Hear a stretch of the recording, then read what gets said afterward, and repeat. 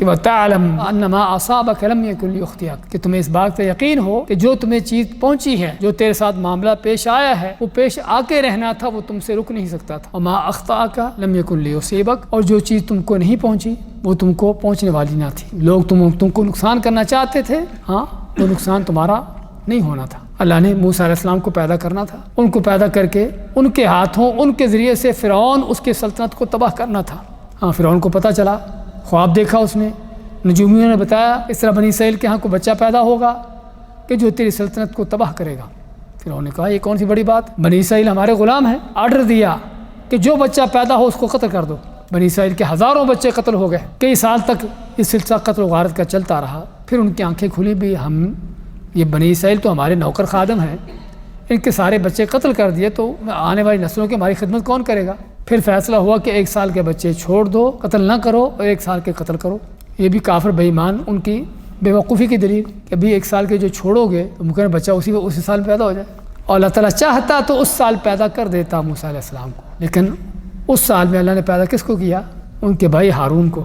جانتے ہیں نا کہ موسیٰ علیہ السلام کے بھائی ہارون بھی ہیں، اور وہ ظاہری بات اسی زمانے میں پیدا ہوئے جب بچوں کی قتل و غارت چل رہی تھی، لیکن وہ اس سال پیدا ہو گئے جس سال کے بچے زندہ چھوڑے جاتے تھے۔ اور موسیٰ علیہ السلام کو اللہ نے اپنی قدرت دکھانے کے لیے، اپنی عظمت کا اظہار کرنے کے لیے، اور یہ بیان کرنے کے لیے کہ واللہ غالب علی امرہ، کہ اللہ تعالیٰ اپنے حکم پر غالب ہے، فعال لما یرید ہے، جو کرنا چاہتا ہے کر ڈالتا ہے، کائنات کی کوئی چیز اس کو روکتی نہیں ہے۔ اللہ نے یہ چیز دکھانے کے لیے موسیٰ علیہ السلام کو اس سال پیدا کیا جس سال کے بچے قتل ہوتے تھے، اور پیدا ہونے کے بعد بھی موسیٰ علیہ السلام کو کسی غار میں نہیں چھپایا، کسی جنگل میں نہیں رکھا کہ تاکہ فرعون کی آنکھوں سے دور رہے، چھپا رہے، ہاں جب بڑا جوان ہوگا پھر اس کو فرعون کے مقابلے میں لایا جائے۔ نہیں، پیدا ہونے کے بعد فوراً ہی موسیٰ علیہ السلام کی ماں کو حکم دیا کہ اس کو باکس میں ڈالو، صندوق میں ڈالو اور دریا میں ڈال دو۔ واقعہ جو آپ پڑھتے ہیں قرآن کریم میں، موسیٰ علیہ السلام کی ماں نے اللہ کے حکم کے مطابق دودھ پیتے چھوٹے بچے، چند دن کے بچے کو صندوق میں ڈالا، باکس میں ڈالا، اور یہ بھی اس لیے تاکہ ان کے گھر میں رہے گا تو ماں پریشان رہے گی کہ ابھی سپاہی آیا اور قتل ہو گیا، ابھی قتل ہو گیا۔ تو اللہ کی تدبیریں دیکھیے، اللہ کی تدبیریں کیا ہے۔ ان ربی لطیف لما یشاء، یوسف علیہ السلام کیا فرماتے ہیں کہ میرا رب جو ہے جو کرنا چاہتا ہے بڑی باریکی سے کرتا ہے، اس کی تدبیریں بڑی عجیب ہوتی ہیں کہ جو انسان کی سمجھ سے، اس کی سوچ سے بالا تر ہوتی ہیں۔ تو اللہ تعالیٰ نے موسیٰ علیہ السلام کو فرعون کے گھر پہنچا دیا، صندوق پہنچا، وہاں پر نوکروں نے نکالا کہ صندوق ہے، کھولا تو دیکھا خوبصورت بچہ اندر، اٹھا کے لے آئے فرعون اس کی بیوی کے پاس۔ فرعون نے دیکھتے ہی پہچان لیا یہ تو اسرائیلی بچہ ہے، اس کو قتل کرو۔ فرعون کی بیوی کیا کہتی ہے؟ لا تقتلوه عسى ان ينفعنا او نتخذه ولدا، اس کو قتل نہ کرو، امید ہے کہ ہمارے کام آئے گا، اور کام آ گیا، بیوی کے کام آیا تو اس کو جنت لے گیا۔ موسیٰ علیہ السلام پر ایمان لا کر فرعون کی بیوی آسیہ کہاں گئی؟ جنت میں گئی، اور فرعون کے کام آیا تو ان کی سلطنت تباہ کر دی۔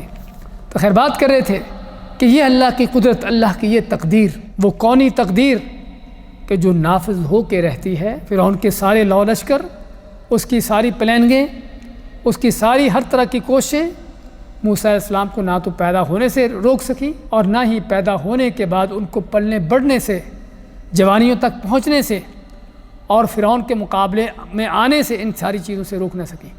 اور اس کی ساری پلاننگیں کہ جس موسیٰ کی وجہ سے ہزاروں بچے قتل ہو گئے تھے، وہ موسیٰ علیہ السلام فرعون کی گود میں پل رہا ہے۔ یہ اللہ کی تقدیر، یہ اللہ کی تدبیر، فرعون کی گود میں پل رہا ہے، اور موسیٰ علیہ السلام کی ماں اپنے ہی بیٹے کو دودھ پلا رہی فرعون سے تنخواہ لے کر۔